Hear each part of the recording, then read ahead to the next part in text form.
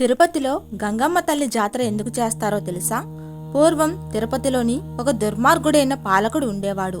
వాడి కన్ను పడిందంటే ఏ కన్ని పిల్లైనా కన్నెరకం చేయకుండా వదిలేవాడు కాదు.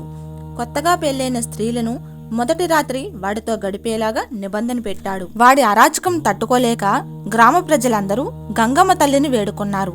ఆ సమయంలో గంగమ్మ తల్లి ఒక కన్నె పిల్లలాగా మారి ఆ గ్రామంలో జన్మించింది.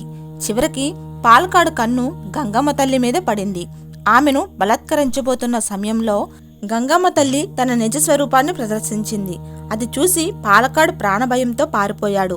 3 రోజుల పాటు గంగమ్మ తల్లి అనేక రూపాలు ధరించింది. కానీ పాలకాడు మాత్రం బయటకు రాలేదు. చివరికి గంగమ్మ తల్లి ఒక దొర రూపంలోకి మారింది. అది చూసి తన రాజు వచ్చాడు అని అనుకొని పాలకాడు బయటకు వచ్చాడు. అప్పుడు గంగమ్మ పాలకాడి తలని జాతరలో ఏటతల నరికినట్టు నరికింది. అప్పటి నుంచి అరాజకాన్ని అణిచేందుకు గంగమ్మ తల్లి జాతర జరుపుకుంటారు. జై గంగమ్మ తల్లి.